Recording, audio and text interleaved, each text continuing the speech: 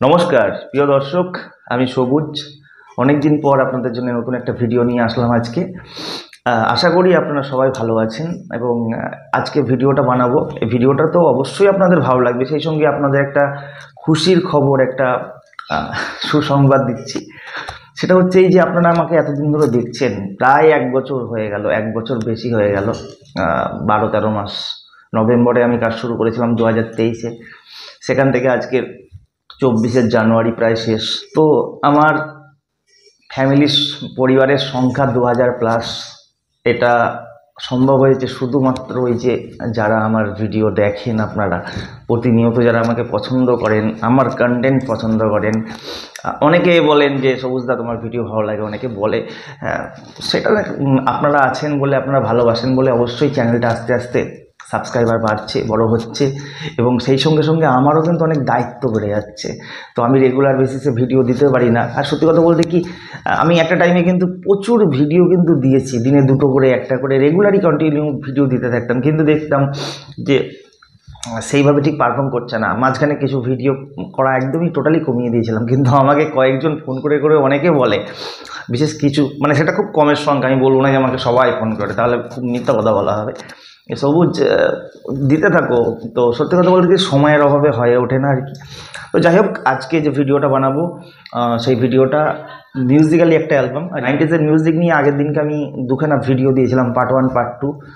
যে 90s যে সমস্ত মিউজিক আমরা শুনে বড় হয়েছি, বা এখনও যে সমস্ত মিউজিক আমাদের কানে আসে, শুনতে পাই আমরা, তাদের মধ্যে অন্যতম ছিল কিন্তু অবশ্যই বাপি লাহিড়ী। এবং বাপি লাহিড়ীর প্রভাব এমনভাবে কিন্তু ইন্ডাস্ট্রিতে প্রভাব বিস্তার করেছিল, এমন কিছু গান তিনি আমাদের উপহার দিয়েছিলেন। সেই সময়কে যে সমস্ত মিউজিক ডিরেক্টররা কাজ করেছিলেন, তারা কিন্তু সেইভাবে কিন্তু সুযোগ পায়নি। হয়তো তারা কয়েকটা সিনেমা করেছে, সেটা নিয়ে আমি অন্য একদিন আলোচনা করব। তো 2000-এর পরবর্তী, মানে 90s পরবর্তী সময়, 2000-এর সময় থেকে যে সমস্ত মিউজিক ডিরেক্টররা আমাদের সুরেলা গান উপহার দিয়েছিলেন, আমি আজকে তাদেরকে নিয়ে কথা বলবো। অবশ্যই তাদের মধ্যে অন্যতম দুজনের মধ্যে যাদের এরকম হতো, ফাইটিং হতো, আমি সেই দুজন মিউজিক ডিরেক্টরকে নিয়ে কথা বলবো। তো সেটা যদি বলতে যাই, আমি 2000 থেকে 2008-9 সাল পর্যন্ত একটা মিউজিক্যালি, একটা বাংলাতে ভালো মিউজিক হতো, ভালো গান হতো, আমরা গান শুনে বড় হয়েছি যে গানগুলো আর কি। তো সেটি 2000 থেকে 2008-9 পর্যন্ত বলতে যাই, তাহলে কিন্তু এই এপিসোডটা আমার মনে হয় 2 ঘন্টা লেগে যাবে বলতে। তো সেটা তো আর একদিনে সম্ভব না, তাই এটা আমি পার্ট করে আমি অবশ্যই আপনাদের জন্য বানাবো। কিন্তু আজকে আমি কথা বলবো 2000 সাল এবং 2001, এই 2টো বছর নিয়ে আমি কথা বলবো, না হলে ভিডিওটা অনেক বড় হয়ে যাবে। পরবর্তী পার্টে নিয়ে আমি, এবং পরবর্তী যে অংশগুলো আমি অবশ্যই নেক্সট মানে এপিসোড করে আমি দেবো, অবশ্যই দেবো। তো আজকে আমি দুজন মিউজিক ডিরেক্টরকে নিয়ে কথা বলবো। আপনারা বুঝতে পারছেন যে 2000 এবং 2001-এ কারা ভীষণ সাকসেসফুল হয়েছিল আর কি। আজকে আমি কথা বলবো বাবুল বোস, বিখ্যাত মিউজিক ডিরেক্টর বাবুল বোস এবং অশোক ভদ্র। এই দুজনই কিন্তু 90s পরবর্তী সময়টা কিন্তু এই দুজনেই কিন্তু তাদের জায়গায় তারা কিন্তু মানে 100% কিন্তু তাদের একটা পারফরমেন্স কিন্তু তারা দেখিয়েছিল এবং প্রচুর মানুষের মন জয় করেছিল এই তাদের মানে সুর করা গান। এর সালে দেখুন, আমি যদি অশোক ভদ্রকে দিয়ে শুরু করি, অশোক ভদ্রর সাথে আপনারা নিশ্চয়ই জানেন, এবং বাবুল বোসের সাথে আমার কিন্তু সত্যি কথা বলতে কি, আমি ওরকমভাবে ওই এখন হয়তো ওনাদের কাছে গিয়ে ইন্টারভিউ করতে পারছি না। এরা আপনারা হয়তো অনেকে বলতে চাইছেন যে সবুজদা তুমি ইন্টারভিউ করো। সত্যি কথা বলতে কি, আমি কলকাতা থেকে অনেকটাই দূরে থাকি, যার জন্যে পসিবল হচ্ছে না। কিন্তু আমার ইচ্ছে আছে এনাদেরকে নিয়ে ইন্টারভিউ করার, এবং যেহেতু আমি বাংলা সিনেমাকে যেভাবে, পুরোনো দিনের সিনেমাগুলোকে যেভাবে আমি চেষ্টা করি আমার মতো করে রিপ্রেজেন্ট করার, আমার অবভিয়াসলি আমার একটা চিন্তাভাবনা আছে, এই মানুষগুলোকে নিয়ে আমি অবশ্যই করব, আমার চ্যানেলের মাধ্যমে ইন্টারভিউ করব। তো যাই হোক, অশোক ভদ্রকে নিয়ে আমি বলবো। অশোক ভদ্র কিন্তু 2000 সালে, ওনার 97-এ আমার যতদূর, মানে ওনার সাথে যতটুকুনি পরিচয় আছে, শুনেছিলাম যে 97-এ উনি শুরু করেছিলেন ইন্ডাস্ট্রিতে কাজ করা আর কি, মানে স্বপন সাহার সাথে 94-এ শুরু করেছিলেন, কিন্তু বুম্বাদার সাথে ওনার কাজ হয়েছিল 97-এ তোমাকে চাই দিয়ে। তো সেটা তো 90s চলে গেল। 2000 সালে বিজয় কল্যাণী মুভিজের একটা সিনেমা এসেছিলো, সিনেমার নাম ছিল ভালোবাসার ছোঁয়া, নিশ্চয়ই আপনাদের সবার দেখা। এবং এই সিনেমাতে অশোক ভদ্র যে লেভেলের মিউজিক দিয়েছিল না, মানে প্রত্যেকটা গান কিন্তু সুপার ডুপার হিট, মানে এই নিয়ে কোনো দ্বন্দ্ব থাকার কথা না। আমার মনে হয় আমার কথাতে সবাই 100% এগ্রি করবে।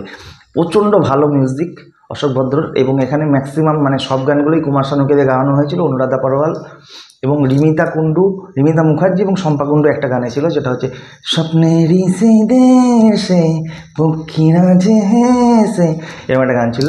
এবং অশোক ভদ্র নিজেও একটা গানে একটুখানি উনি গেয়েছিলেন আর কি, সামান্য একটু গান উনি গেয়েছিলেন এবং পরবর্তীতে কুমার শানু গাইছেন। সেটা হচ্ছে আপনাদের অনেকের মনে আছে নিশ্চয়ই, জীবনের এই শুভ দিন আসে না ফিরে বারে বার, এই সুরটা উনি তুলে দিচ্ছেন, তারপরেই কিন্তু কুমার শানু শুরু হচ্ছে, জীবনের এই শুভ দিন আসে না ফিরে বারে বার, কত আশা ভালোবাসা। যাই হোক, তো এই প্রচণ্ড পরিমাণে কিন্তু হিট হয়েছিল ভালোবাসার ছোঁয়া। এবং এই বছরে আরেকটা সিনেমা আসে, সেই সিনেমাটা ছিল বাংলাদেশের একটা সিনেমা, এই ঘর এই সংসার বলে, সালমান শাহ এবং সালমান শাহর সিনেমা ছিল এই সিনেমাটা। সেই সিনেমাটাই রিমেক করেছিল স্বপন শাহ, এবং এখানে কিন্তু স্বপন শাহ করেছিল এবং গানে কিন্তু মিউজিক দিয়েছিল কিন্তু অশোক ভদ্র। এই সিনেমার গানগুলো যেহেতু ওইখানে সিনেমার গানগুলোকে অনুকরণ করা হয়েছিল, তাই খুব একটা বেশি গানের দিক থেকে কিন্তু সেইভাবে কিন্তু সাফল্য লাভ করেনি। কিন্তু অশোক ভদ্রর কিন্তু হিট বলতেই 2000 সালে কিন্তু ওনার ওই একটাই সিনেমা ভালোবাসার ছোঁয়া কিন্তু অসম্ভব ভালো হিট। এবার আমি যদি আসি বাবুল বোসেরকে, তাহলে কিন্তু এই মানুষটা কিন্তু একদম পুরো ছক্কা, সব যে কটা সিনেমা করেছে সেই কটা সিনেমাই কিন্তু সোনা ফলিয়েছে। সেটা হচ্ছে অবশ্যই বাবুল বোস কিন্তু 2000 সালে কিন্তু একদম পুরো একাই কিন্তু স্রেফ ছক্কা খেলে গেছে। 2000 সালে কিন্তু বাবুল বোস 4খানা সিনেমাতে মিউজিক দিয়েছিলেন, যেগুলো খুব জনপ্রিয়তা লাভ করেছে। তার মধ্যে অবশ্যই ছিল, আপনারা সবাই জানেন, বলার অপেক্ষা রাখে না, সেটা হচ্ছে শ্বশুরবাড়ি জিন্দাবাদ। শ্বশুরবাড়ি জিন্দাবাদের আমার কোনো গানটা আপনাদেরকে বলে দিতে হবে যে এই গানটা ভালো না, এই গানটা খারাপ। আমার প্রত্যেকটা গান খুব সুপারহিট হয়েছিল। এবং আপনাদের নিশ্চয়ই মনে থাকবে সেই সময়কার যারা আমাদের সময়কার সেই সময়ে আর কি যারা গান টান শুনতো আর কি, প্রত্যেকেই গান শুনতো। সেই সময় অডিওতে কিন্তু আমার এখনও মনে আছে ভেনাসের টেপ ক্যাসেট বেরোতো, একটা সাইডে কিন্তু থাকতো সাইড এ শ্বশুরবাড়ি জিন্দাবাদ এবং সাইড বিতে ভালোবাসার ছোঁয়া। সত্যি কথা বলতে ওই ক্যাসেট যে মার্কেটে কীভাবে সেল হয়েছে ধারণার বাইরে। দুটো মিউজিক অ্যালবামই কিন্তু জবরদস্ত। ওদিকে বললাম আমি যে অশোক ভদ্রের ভালোবাসার ছোঁয়া যে কী লেভেলের মেলোডিয়াস গান সব রয়েছে, এখানে কিন্তু আবার শ্বশুরবাড়ি জিন্দাবাদেও কিন্তু দারুণ দারুণ সব গান। চোখ তুলে দেখো না আমার মনে হয় বলতে হবে, বা সোনা সোনা খামে মোড়া, এই গানটা আর কি, প্রত্যেকটা কিন্তু সুপার ডুপার হিট গান। শ্বশুরবাড়ি জিন্দাবাদ যতটা সিনেমা কিন্তু সাকসেসফুল, গান কিন্তু তার থেকে বেশি সাকসেসফুল, গান কিন্তু সুপার ডুপার হিট হয়েছিল শ্বশুরবাড়ি জিন্দাবাদ। রতন অধিকারী 2000 সালে একটা সিনেমা আসে, সিনেমার নাম ছিল আপন হলো পর, কত যে আপন হলো পর, সবারই কপালে সুখ সয় না, তাই তো সবাই সুখী হয় না। এই গানটা আমার খুব খুব পছন্দের একটা গান। এবং এই সিনেমার মিউজিক ডিরেক্টর ছিলেন অবশ্যই বাবুল বোস। রতন অধিকারীর সিনেমা ছিল, বুম্বাদা, অভিষেক, ইন্দ্রাণী হালদার নেতা অভিনেত্রীরা ছিল আর কি।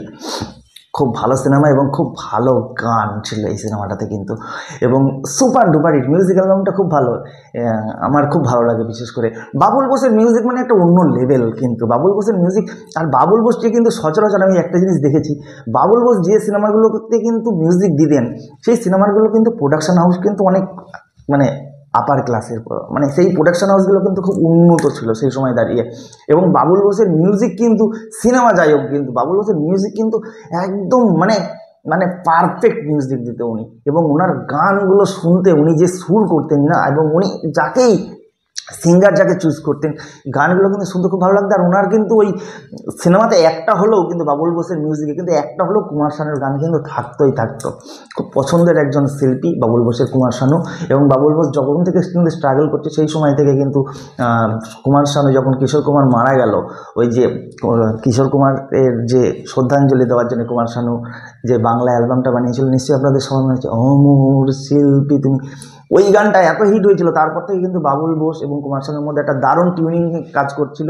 এবং তারা যখনই কাজ করেছে কিন্তু কুমার শানু এবং বাবুল বোস কিন্তু মিউজিক করলেই কিন্তু কুমার শানুকে দিয়ে একটা হলেও গান গাইয়েছিলেন আর কি। তো আমি নেক্সট সিনেমাটার নাম বলবো, সিনেমাটার নাম হচ্ছে অবশ্যই সাজ্জাদ ফিল্মসের 2000 সালে এসেছিল। এই সিনেমাটার গান আমার মনে হয় শোনেনি, বাচ্চা থেকে বুড়ো সবাই শুনেছে, এবং প্রত্যেকটা গান কিন্তু super duper hit. Kumar Sanu এবং সোনু নিগমের গানগুলো রয়েছে আর কি। তুমি আর আমি এই পৃথিবীতে যুগে যুগে কাছে আসবো, জনমে জনমে আমরা দুজনাকে ভালোবাসবো, বা এসো এসো কাছে এসো, অসম্ভব ভালো মধুর মিলনের গানগুলো আর কি।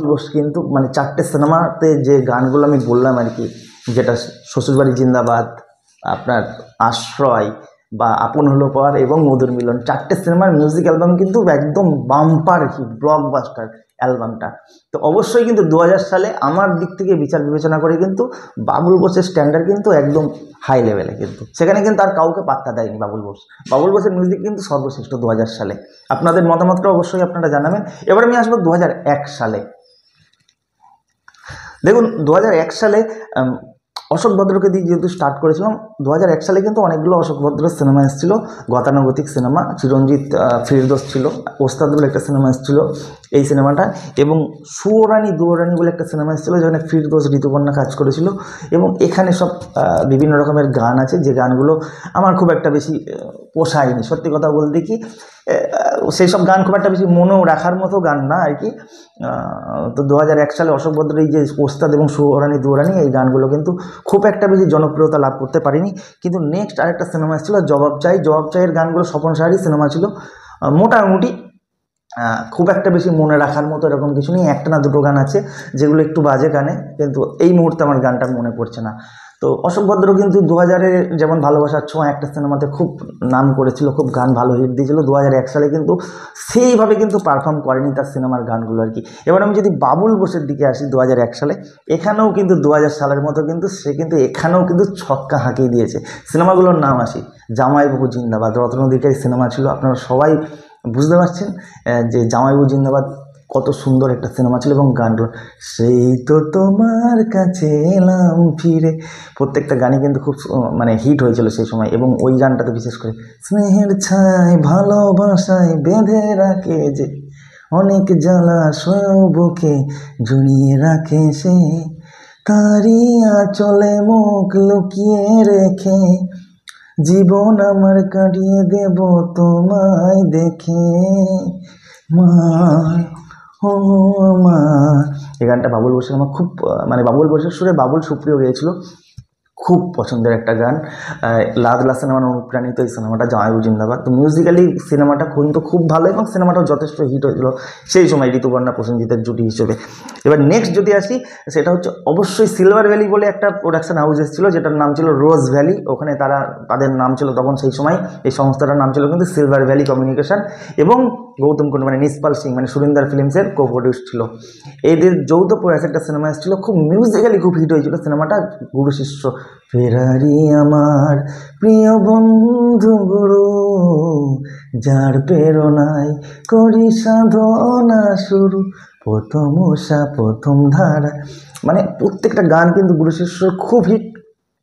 হায় হায় হায় হালকা থেকে কুমির এনেছি, এ তো বুঝিনি আগে, এই যে গানগুলো, বা গানই আমার পূজা, গানে পরিচয়, এসো না আজই শপথ করি, দুজনে কথাটা প্রাণে ধরি, কোনোদিন কাউকে এই মন তোমাকে ছাড়া ভালোবাসবে না।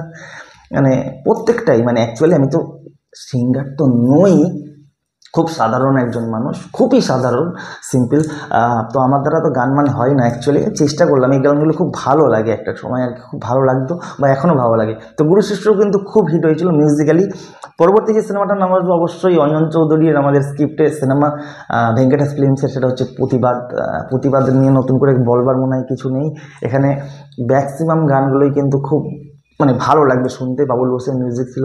তো দিদির কোলে চাঁদের আলো আসবে নিয়ে ভাগ্নে আমার, আদর করে ডাকবো তাকে, বইবে ঘরে খুশির জোয়ার। অ্যাকচুয়ালি এই গানটাতে যখন বুম্বাদার দিদি মারা যাচ্ছে, মানে শিলা মজুমদার, কিছুদিন আগে উনি মারা গেলেন, তো সত্যি খুব মানে খারাপ লাগছিল আর কি। এবং এই গানটা বিশেষ করে খুব মনে পড়ছিল, হাসবে ঘরে খোকন সোনা, এই সিনটা খুব মনে পড়ছিল আর কি। তো ওনার আত্মার শান্তি কামনা করি, উনি যেখানেই থাকুক ভগবান যেন ওনাকে ঠিকঠাক জায়গাতে রাখে, সেভ রাখে।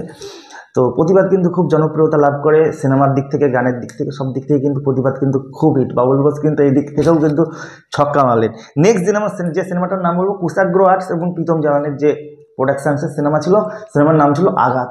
আজ এই পূজাতে দাও মাগ শক্তি, পাপীদের হাত থেকে দেব চিরমুক্তি, জয় দুর্গা। তো এই সিনেমাটার গান কিন্তু, এবং সিনেমাটা টান টান উত্তেজনা, এবং আঘাতের গানগুলো সত্যিই খুব জনপ্রিয়তা লাভ করে। ওই গানটা তো আমার খুব ভালো লাগে। কই আগে বুঝিনি এই হাসি হাসিনি, বৃষ্টি পড়ে জমজমি অঙ্গ ভিজিয়ে, এই গানটা আর কি ঋতুপর্ণা পারফরমেন্স করছে, এবং বোম্বাদা পাশের বিল্ডিং থেকে দেখছি আর কি গানটা, যখন ঋতুপর্ণা গাইছে আর কি। অসম্ভব ভালো একটা গান, মানে সত্যি খুব ভালো লাগে। এবং বোম্বাদার কি লুক এইসব সিনেমাগুলোতে আর কি। আঘাত, তো আঘাত কিন্তু খুব হিট হয়েছিল, এবং মিউজিক্যালি কিন্তু জবরদস্ত হিট। নেক্সট যে সিনেমাটার নাম বলবো, আমার খুব পছন্দের সিনেমা, সুজিত ঘোষ সিনেমা। আমি এই সিনেমাটা নিয়ে খুব একটা বেশি, মানে আমাদের ইউটিউব বলুন, যাই বলুন, সোশ্যাল নেটওয়ার্কে কিন্তু এই সিনেমাটা সম্বন্ধে কিন্তু খুব বেশি কথাবার্তা হয় না, আলোচনা কিন্তু খুব একটা হয় না। কিন্তু আমি বারে বারে কিন্তু বলেছি, বা আজকেও বলছি, এই সিনেমাটা আমার কিন্তু 90s হিন্দি সিনেমার সাথে আমি কিন্তু কম্পেয়ার করতে পারি। কেন, 90s যে হিন্দি সিনেমাগুলো হতো, সেখানে কিন্তু শুধুমাত্র হিরো বা হিরোইনকে কিন্তু ওটা কিন্তু ফোকাসে রাখতো, এরকম নয়। কিন্তু পার্শ্ব চরিত্র যারা ছিলেন, তাদেরকে কিন্তু সমান কিন্তু তারা গুরুত্ব দিত, স্পেস দিত স্ক্রিন। সেখানে কিন্তু এখানে বাংলা যে সিনেমাটা, সেই সিনেমাটার নাম ছিল শাহাবাদী ফিল্মসের প্রেম প্রতিজ্ঞা। অবশ্যই এই সিনেমাটা আপনারা দেখবেন। প্রসেনজিৎ, তাপস পাল, চিরঞ্জিত, সন্ধ্যা রায়, রেশমি, ঋতুপর্ণা, আরও যে সমস্ত পার্শ্ব চরিত্র রয়েছে, প্রত্যেক ক্যারেক্টার, বিপ্লব চ্যাটার্জির কথাটা না বললে নাই, আমার যতটাই আসল ততটাই সুদ, আমার নাম মাসুদ। প্রত্যেকটা ক্যারেক্টারের কিন্তু একটা স্পেস আছে, খেলার কিন্তু জায়গা করে দিয়েছে পরিচালক সুজিত গুহ। এবং মনতোষ চক্রবর্তীর স্ক্রিপ্ট ছিল, বাবুল বোসের মিউজিক ছিল। যেমন সংলাপ, তেমন ডায়লগ ডেলিভারি, তেমন অ্যাকশান, তেমন গান কিন্তু। তো প্রেম প্রতিজ্ঞা কিন্তু আমার অলমোস্ট, আমার সবসময়, মানে প্রেম প্রতিজ্ঞা কিন্তু আমার দেখা বাংলা সিনেমাতে এরকম সিনেমা কিন্তু খুব কম হয়েছে। সব দিক কিন্তু একদম, মানে 100তে 100 কিন্তু ঢেলে দিয়েছেন ওনারা। তো প্রেম প্রতিজ্ঞা সিনেমার গানগুলো কিন্তু খুব জবরদস্ত হিট। বন্ধু আমার আপনজন, এটা তো খুব ভালো লাগে গানটা শুনতে। মন যা চাই তা পাই না, সব আশা পূর্ণ তো হয় না, এগুলো আবেগের গান। এইসব গান, বা ওই গানটা, মনে রবে নীরবে তুমি চিরদিন, এটা তো হ্যাপি সংটা তো খুবই ভালো।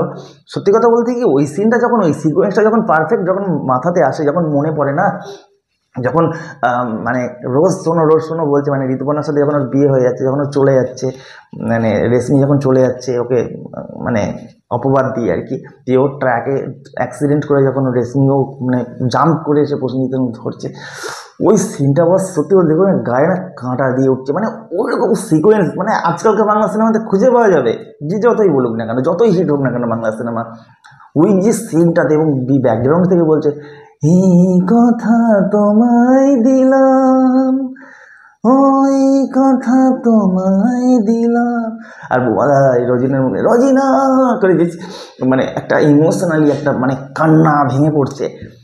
তো ওই সিনটা না অসম্ভব ভালো এবং ব্যাপক লাগে। সত্যি প্রেম প্রতিজ্ঞা নিয়ে বলতে গেলে আমার মনে হয় অনেক সময় নিয়ে বলতে হবে। তো অবশ্যই প্রেম প্রতিজ্ঞা কিন্তু আমার খুব পছন্দের সিনেমা, এবং মিউজিক্যালি সিনেমাটা সব দিক থেকে কিন্তু সুপার ডুপার হিট হয় সেই সময় আর কি। 2001 সালে শেষ যে সিনেমাটাতে মিউজিক দিয়েছিলেন বাবুল বোস, সেই সিনেমাটা ভেঙ্কটেশ ফিল্মসেরই সিনেমা ছিল, ভেঙ্কটেশ ফিল্মসের সিনেমা। এবং এখানে দুজন তাবড় দুজন অ্যাক্টরকে দাঁড় করিয়ে দিয়েছে, রঞ্জিত মল্লিক এবং ভিক্টর ব্যানার্জি। আপনারা নিশ্চয়ই বুঝতে পারছেন, অর্পিতা পাল ছিল সিনেমাটাতে, ফিরদৌস আছে সিনেমাটাতে। সেটা হচ্ছে, না জেনে করেছি ভুল, ক্ষমা করো দাদা ঠাকুর, তোমায় ছেড়ে কোথায় যাব, এই গানটা কুমার শানুর কণ্ঠে, খুব ভালো গান, খুব হিট হয়েছিল। এবং মানে টাইটেল ট্র্যাকটা তো খুব ভালো, এবং LOVE লাভ, মানে তখন সেই সময় আমার এখনও মনে আছে 2001-এ যখন সিনেমাটা এসেছিলো, তখন আমাদের এইদিকে যখন সব পিকনিক করতে আসতো না, তখন এই গানটা, তখন তো এত ওই সোশ্যাল নেটওয়ার্ক বা এত কিছু ছিল, মিডিয়া ছিল না যে গান ক্যাসেট কিনে এনে বাজাতে হতো বা এরকম কিছু ব্যাপার ছিল। কিন্তু যারা পিকনিক পার্টি আসতো, তখন এই গানগুলো কিন্তু খুব হতো। LOVE লাভ মানে প্যার মানে ভালোবাসা, এই গানগুলো, বা না জেনে করেছি ভুল, তখন এই গানগুলো এত কানে আসতো না, সালা কী বইয়ের গান, এটা কী সিনেমা আসছে, মানে কিন্তু খুব ভালো লাগতো। এবং সত্যি কথা বলতে কি, দাদা ঠাকুর সিনেমা নিয়ে নতুন করে বলবার কিছু নেই। ওদিকে নেগেটিভ ক্যারেক্টারে যেমন রাজেশ শর্মা ফাটিয়ে দিয়েছে, এখানে কিন্তু ভিক্টর ব্যানার্জি এবং রঞ্জিত মল্লিক মানে একদম পুরো মানে দুজন তাবড় অভিনেতাকে কিন্তু দাঁড় করিয়ে দিয়েছে হরনাথ চক্রবর্তী। খুব ভালো সিনেমা, এবং সত্যি কথা বলতে গেলে লাবণী সরকারের ভালো পারফরমেন্স আছে। অর্পিতা পাল তখন একদম নতুন, মানে আমাদের ইন্ডাস্ট্রিতে ভালো কাজ করছে। প্রতিবাদের পরেই সিনেমাটা, আমাকে অনেকেই বলেছেন আপনারা যে দাদা অন্নদাতা, আমার কমেন্ট সেকশানে অনেকেই বলেছেন যে অন্নদাতা বেশি হিট না দাদা ঠাকুর বেশি হিট। আমি বলেছিলাম যে তোমাদের কমেন্টস নিয়ে আমি একটা ভিডিও বানাবো। তো অবশ্যই আমি বলছি যে দেখো, দুটো দু রকমের সিনেমা এবং দুটো হিরো আলাদা। তো অবশ্যই অন্নদাতা কিন্তু খুব জনপ্রিয়তা লাভ করে সেই সময় সাথী সিনেমার জায়গা করে দেওয়ার জন্য। অন্নদাতা কিন্তু হাউসফুল সিনেমা থেকে নামিয়ে দিয়ে কিন্তু সাথীকে জায়গা করে দেওয়া হয়। অন্নদাতা কিন্তু আলাদা সিনেমা, কিন্তু দারুণ হিট। সেই দিক থেকে কিন্তু দাদা ঠাকুরও কিন্তু ব্যাপক জনপ্রিয়। আমি বলবো না যে এই দাদা ঠাকুর সিনেমাটা চলেনি বা ফ্লপ হয়েছিল, তাহলে কিন্তু খুব অন্যায় করা হবে। দাদা ঠাকুরও কিন্তু খুব সুপার ডুপার হিট হয়েছিল সিনেমাটা। দুটো সিনেমা দুরকম, কিন্তু আপনারা কারোর সাথে কম্পেয়ার করতে যাবেন না, বিশেষ করে সেই সময় এরকম হতো আর কি। তো আজকে আমি আলোচনা করলাম 2000-2001 এই 2 বছর নিয়ে, এবং এই 2 বছরই মিউজিক মানে আমাদের বাংলা সিনেমার মিউজিক নিয়ে কথা বললাম। এবং যারা মিউজিক ডিরেক্টর ছিলেন তাদের মধ্যে অন্যতম দুজন মিউজিক ডিরেক্টরের মধ্যে কিন্তু কাজের মাধ্যমে ফাইট হতো, হেলদি কম্পিটিশান হতো, এটা থাকা ভালো। এবং অশোক ভদ্র এবং বাবুল বোস। তো আমার কোথাও ব্যক্তিগত দিক থেকে মনে হয় যে দুটো বছরই 2000 সালেও কিন্তু মানে বাবুল বোস কিন্তু ফাটিয়ে দিয়েছে, এবং তার হাতে কিন্তু অনেক সিনেমা ছিল, এবং অশোক ভদ্র সেখান থেকে সিনেমা খুব কম ছিল। এবং 2001 সালেও কিন্তু তুলনামূলকভাবে কিন্তু বাবুল বোস কিন্তু অনেকটাই এগিয়ে। তো এখানেও কিন্তু বাবুল বোসই কিন্তু জিতে গেছে, এবং এই বছরও তার কিন্তু অনেক সিনেমা ছিল, এবং যে কটা সিনেমা সে করেছে এমন না যে যা পেয়েছে তাই করেছে, সেরকম কিন্তু নয়। প্রত্যেকটা সিনেমায় কিন্তু মিনিংফুল সিনেমা, এবং গানগুলো খুব সুন্দর, ভালো লিরিক্স। তো এটা নিয়ে আজকে মূলত আলোচনা ছিল। এবং নেক্সট আমি 2002, 3, 4, 5, 6, 7, 8, 9 পর্যন্ত কি 10 পর্যন্ত আমি করব। তো নেক্সট পরপর এপিসোড আসবে, আপনারা দেখতে পাবেন আর কি। তো আপনাদের ভোট আপনারা দেবেন অবশ্যই, যে 2000 সালে যে সিনেমাগুলো আমি বললাম বা 2001 সালে, সেখানে আপনারা কাকে ভোট দেবেন, কার সিনেমার কার মিউজিকের গান আপনারা বেশি শুনতে পছন্দ করেন, যে বাবুল বোস না অশোক ভদ্র। বিশেষ করে এই 2 বছরের, তার পরবর্তী দিনে আপনারা বলবেন না, তারপরের জন্যে আমি এপিসোড বানাবো, তখন আপনারা অবশ্যই কমেন্ট সেকশনে জানাবেন। আর সেই সঙ্গে আবারও বলছি, আপনাদের ভালোবাসায়, আপনাদের আশীর্বাদে বলুন, যাই বলুন না কেন, আমার চ্যানেলটা 2000+ সাবস্ক্রাইবার, আপনাদের 2000+ ফ্যামিলিতে মানে মেম্বারে পরিণত হলো। এটা আপনাদের জন্য হয়েছে, আপনারা প্লিজ সাপোর্ট করবেন। আগামী দিনে যেন এই 2000টা যেন আরও 2000-এর পরে যেন 2-এর পেছনে যেন অনেকগুলো শূন্য হয়, সেটা প্লিজ, এটা আপনাদের দায়িত্ব, এটা আপনারা অবশ্যই সাপোর্ট করবেন। আর আমি চেষ্টা করবো আমার দিক থেকে বেটার দেওয়ার। সবাই ভালো থাকুন, সুস্থ থাকুন। অনুষ্ঠানটা কেমন লাগলো আপনারা অবশ্যই জানাবেন। নমস্কার।